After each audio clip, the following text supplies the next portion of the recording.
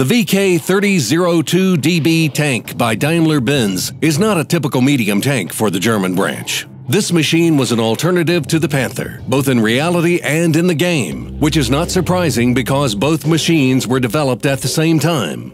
But if the Panther is a classic German tank, the VK3002 was built with a clear resemblance to the Soviet T-34 tank with all its particular features. Please note that, going through the VKDB research, you can unlock the Panther and the Tiger, killing two birds with one stone. You won't have to level the German heavy tank branch separately. The hull armor is fairly similar to the Panther, 80mm in the front, 45mm to the side, and 40mm in the rear.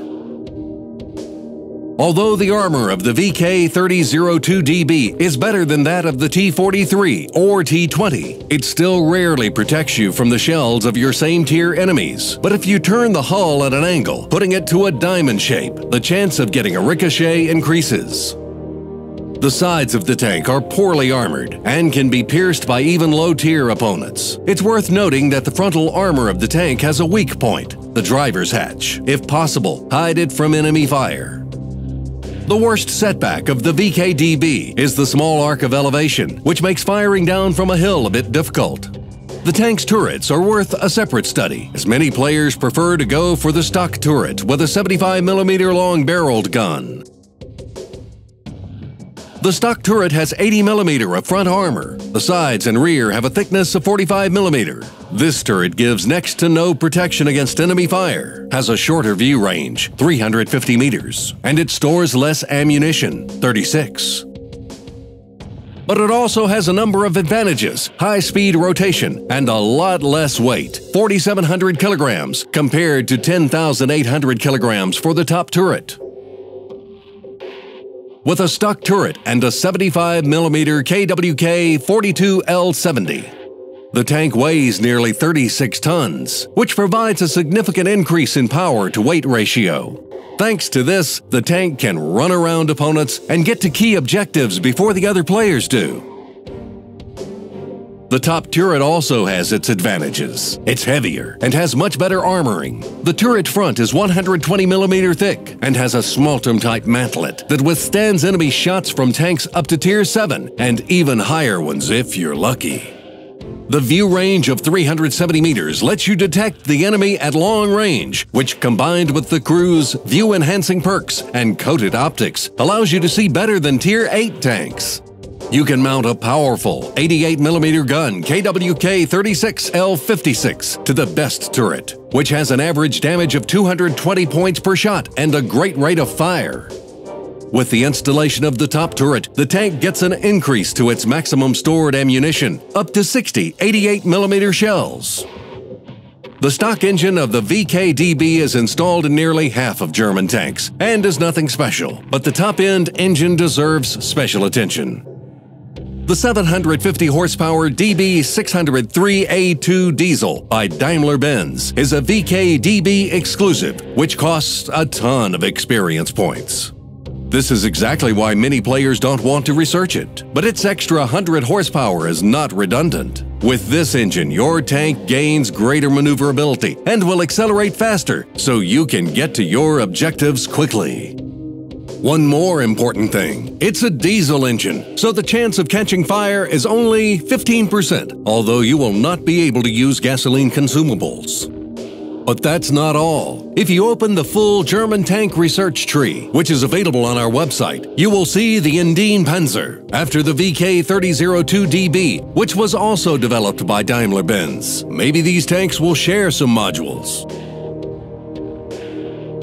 The VKDB owner has a choice of two cannons, each of them having their own advantages. The first is the KWK-42L70. Its main advantage is good armor penetration, 150mm compared to 132mm penetration for the 88mm gun. This gun also has slightly better accuracy and a higher rate of fire.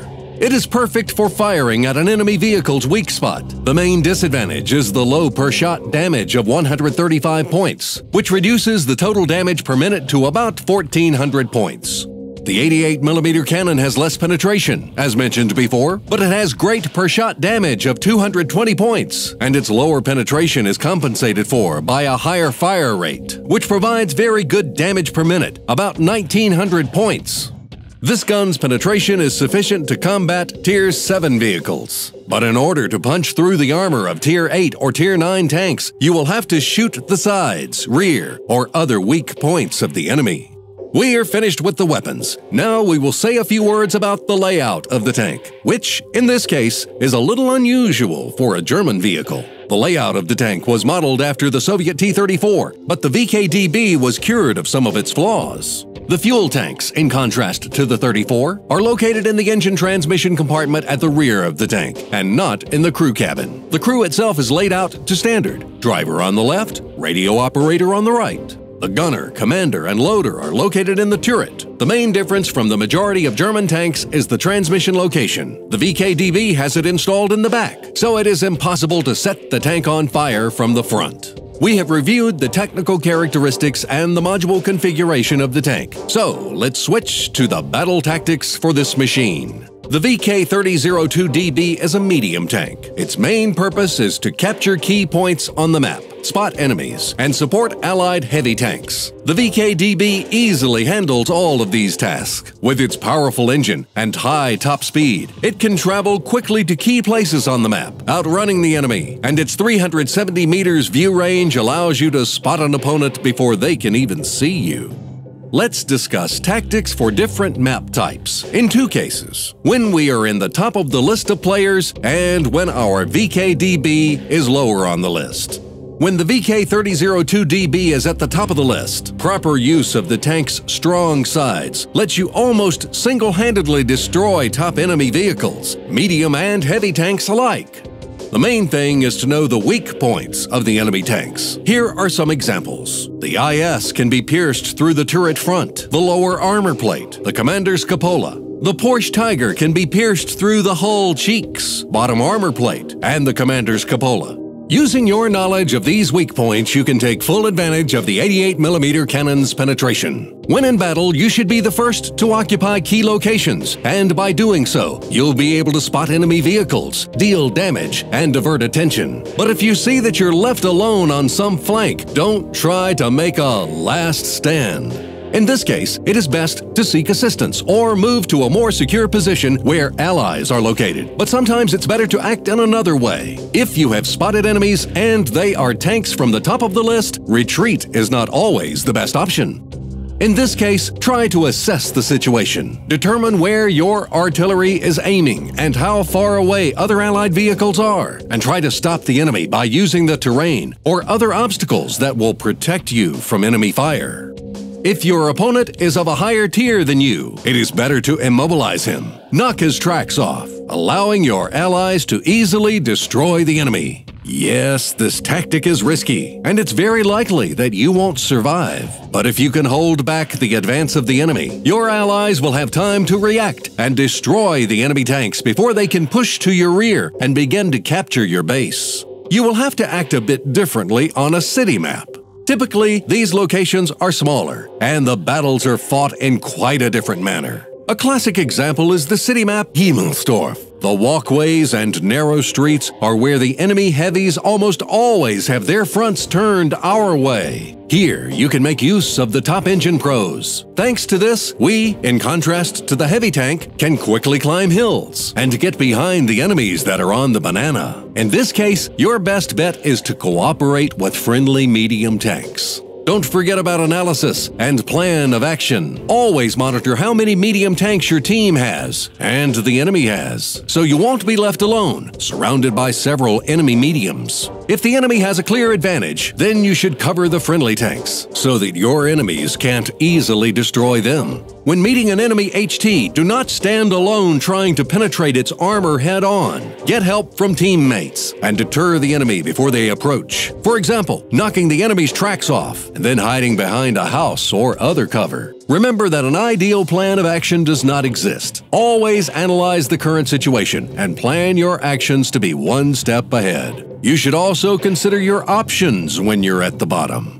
You won't be responsible for a lot of the combat, but but you can still change the outcome of the battle. Don't forget that it's not always necessary to cause direct damage to the enemy, knocking off their tracks, flanking the enemy, taking a hit for a higher tier ally if you see that it will kill him. All contribute to the battle. These things will help you and your team win. Remember that you shouldn't push forward without support. If you happen to have a face-to-face encounter with a Type 59, for example, don't forget that it also has weak spots, such as the commander's cupola. Almost every tank you will encounter can be penetrated through the sides. If you can't manage it yourself, wait for others, or try to pull the enemy tank within range of your artillery. Remember your task in battle. Cooperate with the team. Analyze the situation. The right decisions will lead you to victory. This leaves us with a few more questions that relate to the perks of the crew and additional equipment. Extra equipment for the VK3002DB is standard for the German medium tanks. The gun rammer reduces the gun's reload time. Coated optics will give you a good view range, and ventilation slightly improves all skills of the tank's crew. This combination is the best, but the ventilation can also be replaced with enhanced gun-laying drive for faster aiming. As for the crew's skills, repair is mandatory. Since we play a medium tank, we often find ourselves in the middle of battle, and sometimes a knocked-off track can cost us our life. The second perk for the commander should be Sixth Sense and Situational Awareness for the radio operator. The first will alert you when you have been spotted. The second one increases the view range by 3%. Further leveling opportunities let us pick a second commander skill. Recon, which gives a plus 2% for the view range, will also be helpful. The driver skills are also useful. They improve dynamics a bit, but are not critical, since the tank is already very fast and maneuverable. The VK3002DB is a classic medium tank with good maneuverability and a good weapon. This tank's tactics and behavior in battle are very much like the Soviet T-43, which is similar to the VKDB in looks and characteristics. The VKDB is often referred to as an outsider because of the low armor penetration of its weapons, but if the pros of this vehicle are properly used, the cons of the tank are evened out, and the VK3002DB will feel quite good in any tier fights. To have complete confidence in yourself, we recommend you carry a small amount of premium ammunition. Sometimes it can save your life. That's all. Play intelligently, analyze your own and others' mistakes, and you will succeed.